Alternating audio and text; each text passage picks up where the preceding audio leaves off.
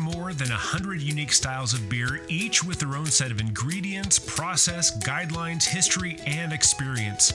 If you're a beer lover, an industry leader, or somewhere in between, a better knowledge of beer style will improve your life and your work. Welcome to A Sense of Beer Style, essential beer style training for those who want to lead in food and beverage. I'm Julia Herz. And I'm Jeremy Storton. We're advanced Cicerones, beer judges, home brewers, and we're excited to guide you through the vast and wonderful world of beer styles. Welcome, everyone, to A Sense of Beer Style. Julia and Jeremy here, smiling and excited for our show with you today.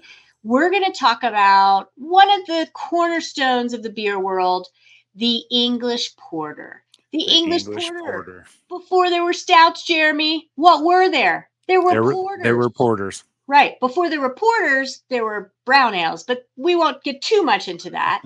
And I've got an example in front of me. We'll talk about commercial examples as we work our way through our checklist for your beer studies and journey.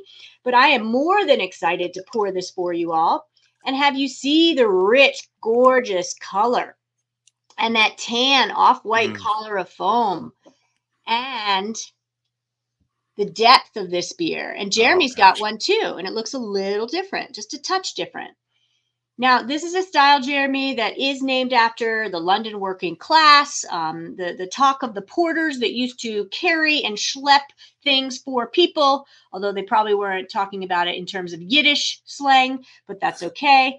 And really, it is essentially the big picture. It's a moderate dark ale with roast, with some chocolate, with some caramel. That's what we've got in the glass. The history is really relevant because it takes us through, in terms of the 1700s, the invention and the convention of how malt used to be, or barley used to be malted. Originally, direct fire kilning is a term. Malting would be taking barley or grains and adding heat to them. They would, in the olden days, use direct fire, think campfire, and then something above that to advance the barley and turn it into malt. But we have, the invention of black patent malt in 1817, which gets us to the place of a really a fun play space where brewers could work with paler malts and then just sneak in a lower amount of higher roasted malts that were not as acrid as before. We're not as burnt. We're not as much essence of smoke because of the direct fire. So really pretty significant. So porter did rise around the 1700s, and then in the 1800s, they talk about a rise and then a drop, and then the resurrection after the 50s and 60s and 70s when American craft brewers just pretty much looked at any classic style from around the world and said, we want to brew that. We want to get good at that. So now you have all these beautiful porters in many areas of the world, not just from London and the UK. But for the English Porter, Jeremy, if we were to brew one of these, what ingredients would we use? Well, I'm going to tag on to something you just said, though. I think this is really important to have into context, to have a little bit of perspective here. Before we were able to make black patent and malt things really, really well, they used that fire. And so they had darker grains, which didn't have a lot of diastatic power, didn't convert very well. It was very inefficient, a mash. And so in order to really get these beers to sit and become the beer that they wanted to drink, they had to let them sit even up to a year. And so oftentimes these beers, and just to get the beers to kind of settle out and ferment. But after a year, these beers started to sour, and so the porters that they had back in the 1700s are so different from what we're drinking today. And with that souring aspect, that's where we get Brettanomyces, which is fancy for British fungus. And so there's a lot of that going on. But with the advent of technology and the ability to make the mashing so much more efficient, the malts more efficient and better modified, then we have more of what we're drinking today. And that's where you have your base malts. Instead of having to use all these dark malts, which don't work as well, they had these base malts that work really, really well. And they found that instead of adding a ton of dark caramel malts or dark chocolate malts, we could add just enough to get the flavor and get the color, but the beer would ferment fully and attenuate fully to their specs, and it was really wonderful. But these brewers had a few tricks up their sleeves. They can use brewing sugars to kind of help out with this. Likely there was a little bit of like a beer coloring that they would use as needed to make sure the batches were consistent. But that's really what we get with the modern version of the British beer styles. Granted, they're going to use typically use the English style hops, where you get a lot more of like river stone and wet earth and green tea and brown leaves, and if we're lucky enough, maybe a little bit of orange marmalade coming through there. And of course, we're also going to use a British yeast in this stuff, typically to give it that British character, and maybe just maybe a little touch of diacetyl is not out of the realm of good form in this one. But this is that beautiful British porter that really began a lot of things in the beer world. So while we are holding our beautiful glasses, I'm going to pour a little bit more. But will you talk about the appearance of this? Yeah, and you can get your own or brew your own to see what it looks like, or you're watching us. Hopefully you can see that and be enticed. We've also got the essence of this ale, right? This English porter is an ale. And when we look at it, the color isn't quite to black. You've got that spectrum. I always talk about a spectrum, the SRM, standard reference method, and way beer is measured in one form for color, is a broad spectrum of brown. So you've got brown to dark brown in color, but not all the way to black, right? You've got maybe some ruby highlights, some essence of a little bit potentially of red or copper. And then you shouldn't have it be cloudy. You want good clarity. And you've got this off-white collar of foam, which often is indicative of unfermented, darker roasted malts. Anytime you see a tan, more coffee color, darker tan, that usually means some unroasted barley or unfermentable roasted malts. And that collar of foam is going to be pretty stable. It's very pleasing to look at. So good head retention there. And that's it. That's it in a nutshell. And I'm getting onto the smell, the aroma, no. I should say. We can't help ourselves, can we? Yes. So as sensory creatures, we smell the aroma. So how would you describe the aroma, Jeremy? So again, this is one of those beers that is very, very malt forward, but the malt is very complex. So we're looking at kind of a medium low to medium breadiness, but we're talking like darker bread. We're talking bread crusts, but along with it, you can get this kind of dark, not quite biscuity, but just you get the center of the bread, you get the center of the crust, you get a little bit of both of those. My sample in front of me is leaning more toward the toasted bread crust, but with those darker grains, I'm getting little notes of chocolate. I'm getting a little bit of caramel. And the fantastic thing about this is you can also bring kind of like nuts to this. I always think of going to those shops where you could just get nuts and they'd have these toasted cashews, and just the aroma and the flavor of toasted cashews is just seared forever in my mind. Even I remember as a kid getting toasted cashews on my pizza, and it was such a wonderful treat. This is the flavors coming through and can come through in these British porters. But this is one of those, but wait, there's more situations. You've got that, the caramel, the nutty, the chocolate, but we can get toffee. We can start getting toasty. You can start introducing a little bit of like roasty character, where you start kind of singeing a little bit of blackness on the outside of your pizza crust or your anything from the oven, but it's not overbearing. It's not quite there. There's just enough to add some complexity to this. The hops are not central in this style. They're there again to kind of balance everything out, but I'm getting or you can expect a kind of a low to medium hop presence, both in flavor and in bitterness. Just be in it, and if we are using the British style hops, then you can get all those typical British hop flavors that we've come to expect: the wet earth, the riverstone, the brown leaves, and all those earthy, wonderful flavors. Um, the fruit esters can, you can have no fruity esters in there, or it actually can be medium. You can get some a little bit of sometimes they get a little dark dried fruits. Every once in a while, I swear I'm tasting a little bit of like a overripe strawberry, but that may just be me. But I did mention, if they are using a British yeast, you can get just a touch of diacetyl, which is that flavor that comes from fermentation. That's a little bit like popcorn butter, and if it keeps on going, it can be a little bit more like butterscotch. It's not necessarily supposed to be there, but if you have just a little bit, it's perfectly okay in the style, and it's actually really wonderful too with the style. So that's what I smell. That's what I can expect to smell in the style. What about the flavor? Yeah, and what Jeremy described, you tripped on flavor. You talked about roastiness, you talked Hmm. about bitterness, and all of that really is much more discernible in the flavor. Can't Yeah. really smell bitterness. You can get an essence of roast, certainly in the aroma. But what he said, right? Bready, biscuity. I will say biscuity. Toasty malt flavors. It can go. Think of you're baking on a Sunday a cake, and you haven't tried that bittersweet cooking chocolate that you had in Yes. either the fridge or the freezer in a while. That's what you might get elicited here in the taste. Think of chocolate pudding per se.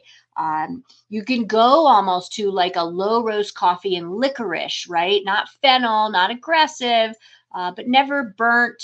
Although you're going to get that spectrum of nice, I think, roasted malt and pale malt flavors.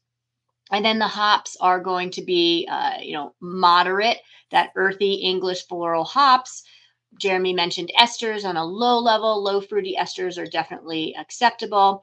And then the medium low to medium bitterness is what we've got. This is definitely going to be more bitter than the brown ales. Basically, a porter is more of like an aged from the old style, more heavily hopped version of a brown ale with a lot more dark chocolate roasted malt notes. So you will have hop flavor in there if you get a fresh example.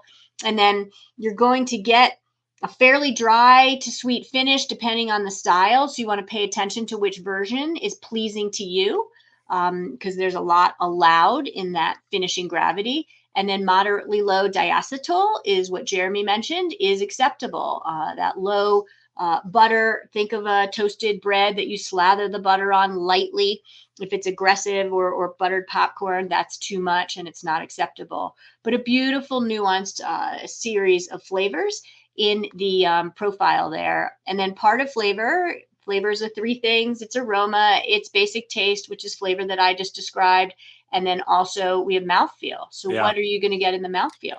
Yeah, and for me, I'm kind of at the point of my tasting career where I get aroma, flavor, mouthfeel all at once, and I'm able to discern between them. But they are a three-legged stool to compose all of flavor, and so when we get to mouthfeel, to separate this out, we really are thinking about what's the texture, how does it feel in our mouth. This one, it's going to be a medium low to medium body, despite all that malt flavor in there. If it's attenuated well, then it should not be a sugar bomb. It should not be something chewy. It should have some prominent body, but it's still drinkable, still quaffable, which is the fancy word for drinkable. Um, the carbonation on this can be medium low to medium high, kind of depends on which sample you get. If we were to get this on cask, then that's going to be pretty low, to be honest. But overall, the the the texture of this can and usually is very creamy. It can, especially if there is a little bit of diacetyl, which kind of has a little slickness on the tongue. Diacetyl is a wonderful thing. You can smell it, you can taste it, and you can feel it. And all of these things combine to create this just wonderful, easy drinking, beautiful beer. I don't always drink British porter, but when I do, my friends, I enjoy the heck out of it. But let's talk about how does this compare to different styles? And it's a fun one to compare because, as I said before, there was brown. Before there was porter, there was brown ale. Before there was stouts, there was porter. And before there was American porter, there was the style that we're actually talking about, right? The English porter. So comparing it to the American porter is commonly done. Super good one for classic differentiation and blind tasting. American porter is definitely going to be more hoppy.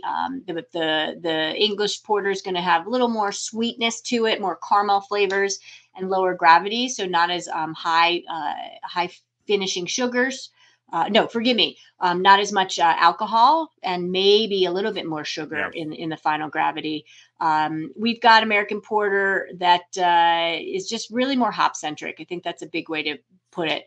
More roast is what the style guidelines talk about than a British brown ale, and higher gravity certainly than a dark mild. Those are the two other styles you're going to want to taste it against: American porter, dark mild, and third style, I should say, three other styles, is the British brown ale. So I would say go forth with that and give it a go. With that, what are some commercial examples when you are calibrating with this actual style, Jeremy? Yeah, this one is actually pretty tough because it's easy for us to go to the store and say, "Oh, there's a porter. Let's get that." But we have to understand that, there are different kind of porters. The American porter will tend to be a little bit have a little bit more bitterness and more American type hops. The British tends to be a little bit less hoppy, more malt forward, and more British style hops. So so you really need to do a little bit of homework and find something that is truly a British style. Common ones that are on the BJCP list for the style would be the Bateman Salem Porter. Iconic classic would be a Fuller's London Porter, not to be confused with London Brown. The Samuel Smith, I think, Julie, it looks like you're drinking the Samuel Smith Taddy Porter. That is as classic gets. That Taddy Porter is even fun to say.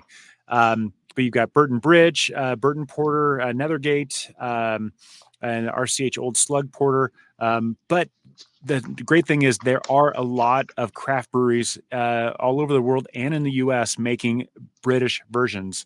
And just a little shout out, I've got a couple. I've got Block 15 from Corvallis, Oregon, made a beautiful British style. And then one of my favorite breweries in Oregon is Porter Brewing. They do all English style, cask only, and this is their version of the porter, and it is sublime. And I don't use that word very often, but so you can find British style versions that are going to taste fresh. They're not going to be oxidized, and they will help you along with your studies of the style. But just make sure you discern that it's a British style. Let's talk about the vital stats, Julia. Vital statistics are always helpful for grounding, and you've got a original gravity in a very reasonable range of 1040 to 1052, final gravity of 1008 to 1014. In the final gravity measures, anything below 1010 is going to tend to skew more drier. 1014 is frankly getting a little sweeter, and you've got on the style guidelines from the commercial judging style guidelines from the Brewers Association, a final gravity on the Plato side of 1.5 to 3.6 Plato. So that gives you a kind of ballpark. We've also got an ABV, or alcohol by volume, of 4 to 5.4. That's pretty easy to remember. There's two 4s in there. 4, very sessionable. 5.4, still very sessionable, or reasonably sessionable. And then international bitterness units, 18 to 35. I tend to think anything less than 25 is harder to find. It's more there just for balance, but you get above 25 to that 35 range, and you're going to get a discerning bitterness. And then we have the SRM, so standard reference method, 20 to 30. I mentioned earlier in appearance that we're not going to go to black, right? We're going to go to that brown to dark brown, and 20 to 30 is absolutely there. Back to Brewers Association style guidelines talks about a 40 to 70 EBC, or European Brewing Convention, which is another methodology of gauging color. And that's your grounded style vital stats. I would say that we also get into some numbers when we talk about ideal serving temperature and glassware. So Jeremy, talk to us about that. Yeah, so glassware, it's commonly seen in a pub mug, maybe a tulip pint.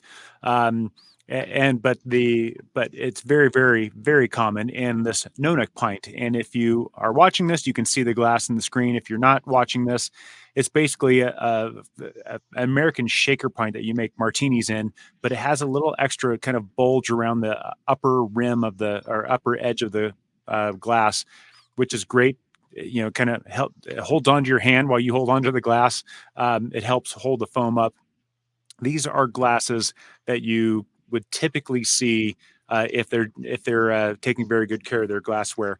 As far as temperature goes, this is a beer that if you pull this right out of the fridge and pour this, I'm going to hold this in my hand. I'm going to let the heat from my hand warm this up through the glass, because when it's refrigerator temp at 38 degrees or 4 degrees Celsius, a lot of those flavors are suppressed.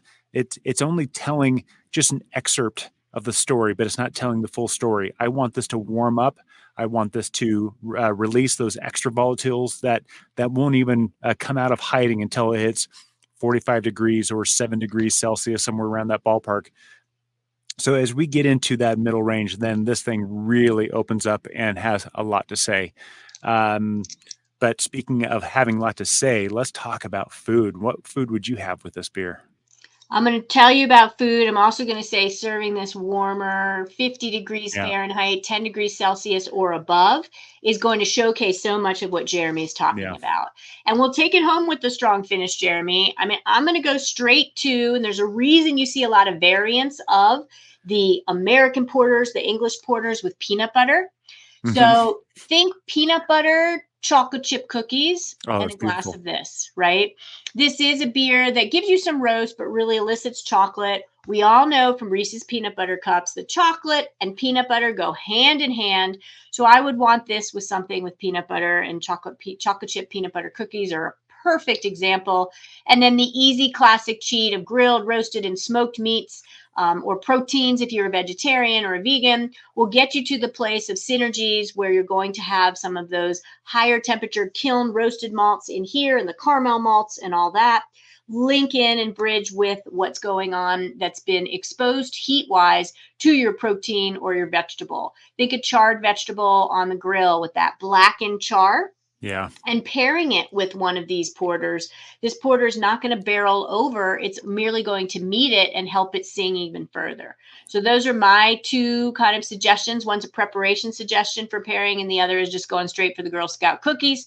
Yep. But what do you have, Jeremy? And take us home. Well, because this has such complex flavors of nuts and caramel and chocolate and roast and all, and you can do so much with this.